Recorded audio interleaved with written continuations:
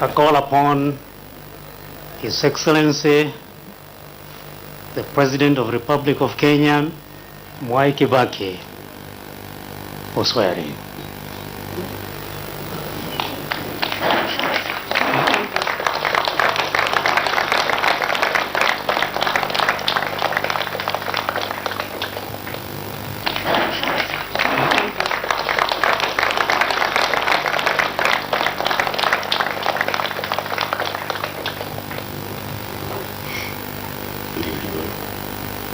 Asante.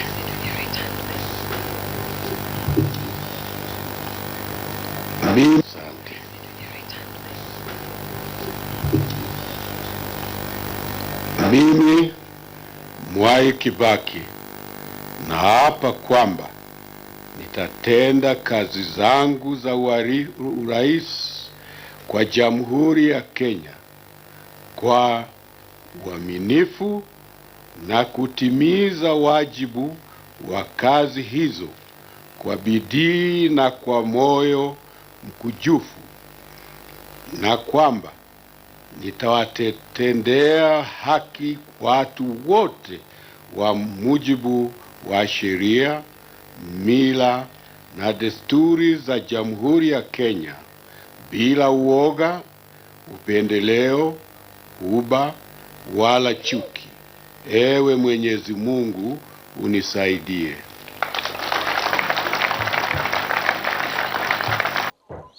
Hey guys, this is your Jomba. Welcome back to the channel. Today is a special day. We are back to voter education, and today we are going to discuss Article 141 of the Constitution of the Republic of Kenya. For those who do not know, just nikupatia introduction and an overview. What is Article 141? Article 141 ni kipengele katika katiba yetu ya Jamhuri ya Kenya, which outlines and provide a detailed outline on what the swearing in of the president-elect is after elections. We have looked at Article 138, we have looked at Article 140, leo tuko Article 141, which provides for the swearing in of the president-elect after a presidential election. Some of you will ask me, what is so important about a swearing in ceremony? Si tushapiga kura, mtu ameshinda, si anapewa kiapo tu?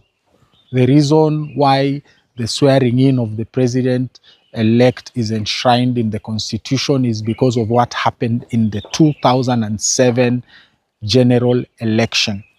Kwa wale ambao mnakumbuka, we have spoken about 2002, 50% plus one. 2002, Mwai Kibaki alishikana na Raila Odinga and other Kenyan leaders in a unified election to defeat KANU, Moi, and Uhuru Ruto 1. Uhuru Ruto 1, because Uhuru Ruto 2 ilikuja 2013.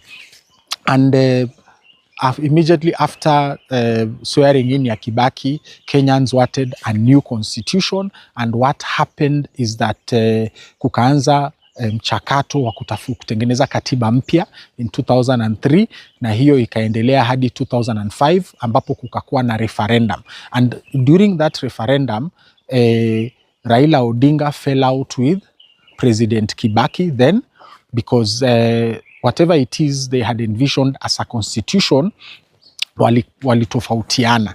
I think Kibaki and his people wanted to dilute the idea of a very strong constitution which empowered people, na so kina Raila na watu wake wakaondoka kutoka kwa serikali, wakaanzisha kitu inaitwa Orange Democratic Movement. And the funny thing is that the Orange ilitokana na Charles Kivuitu, who was then the chairman of the Electoral Commission of Kenya, to make it easy for Kenyans to vote either for the referendum for the constitution then or against it. Akasema ndizi itakuwa ni yes, chungwa itakuwa no. So watu kina Raila Odinga na watu wake ambao walihama wakaanza upinzani. So that's a brief history lesson, jamani, kwa wale ambao hawajui.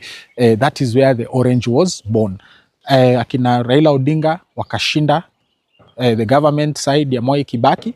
They were removed from government, and that is when the rivalry between Mwai Kibaki and Raila Odinga began. We fast forward to 2007.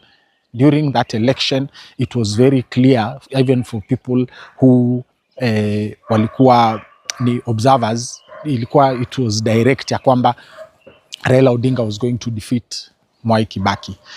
We are not going to litigate that election on this episode today. What we are focused on is the aftermath. So kura ilipigwa 27th of December. The election was held 27th of December. And the results started trickling in on the night of the 27th.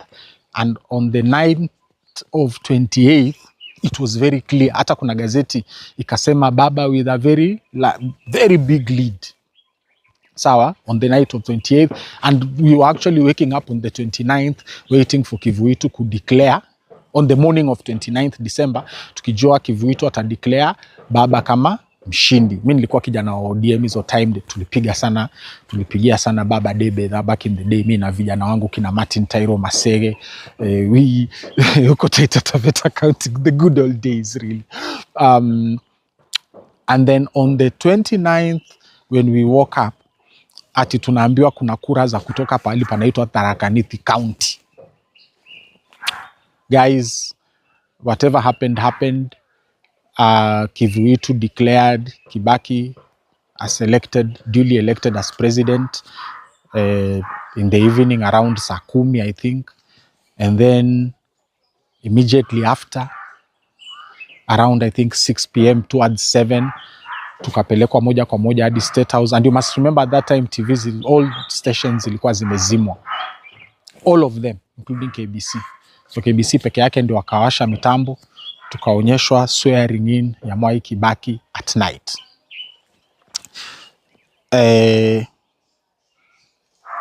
This brought Article 141, and I'm going to read.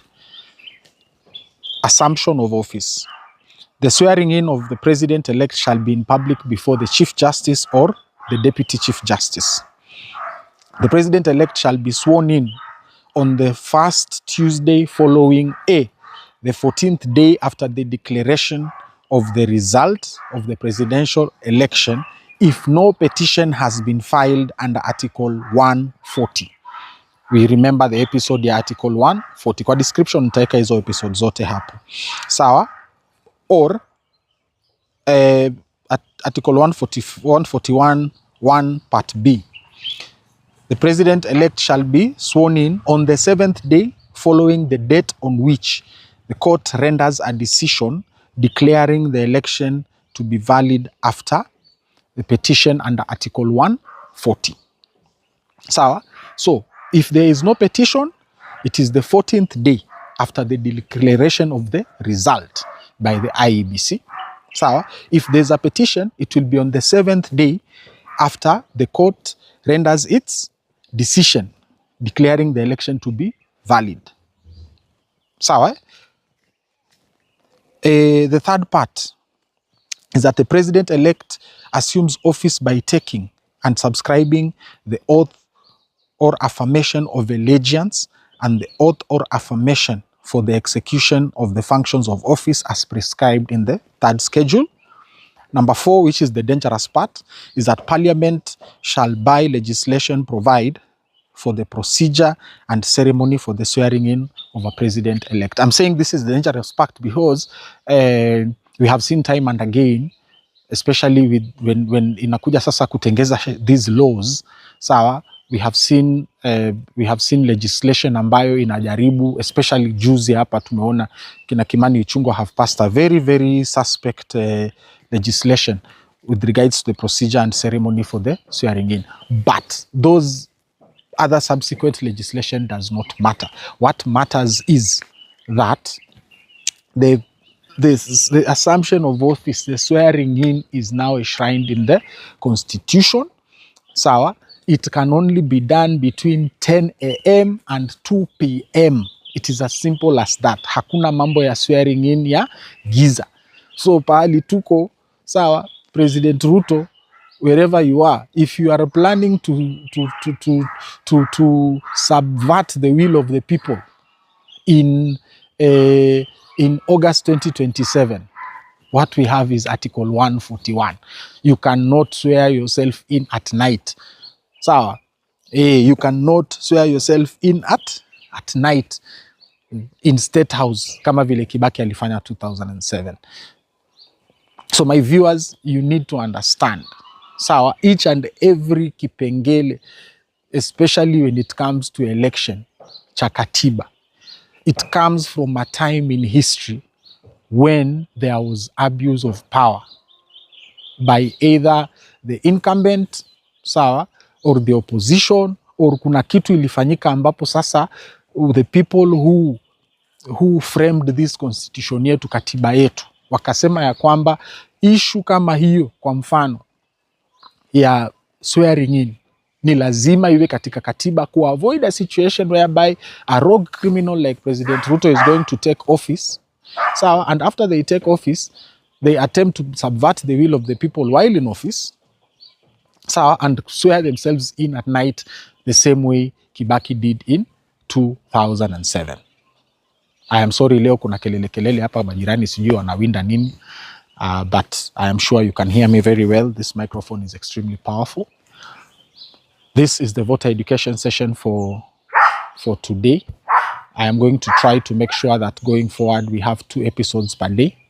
Ile yetu ya mambo yetu ya kawaida saa 7 mchana, na mambo mengine pia kama haya, voter education, opinion and analysis, at least 3 p.m. every day going forward. I feel like my viewers, nina limit sana, tuna limit sana interactions zetu with 1 episode per day. So, as you go to the streets in preparation for June 25th, remember, Article 141 protects us from rogue individuals in high office. Sawa? It protects us from people who attempt to subvert the will of the people and use their power to kuharakisha swearing in ndo wakae kwa ofisi. Yes, we have a very clear and laid down procedure. 14 days after declaration of the result, na kama kuna petition, 7 days after the Supreme Court renders its decision on the validity of the election. It's as simple as that. Na ni lazima ifanywe mbele ya Chief Justice. Kama Chief Justice hayuko, mbele ya Deputy Chief Justice. 10 a.m. to 2 p.m. Kuna mambo ya giza hapa. Mambo ya giza. Hata wewe ushaiona harusi inafanywa usiku. Have you ever seen a wedding done at night? That is exactly what is happening with the swearing in of the president. Thank you very much for your comments. Thank you very much for your likes.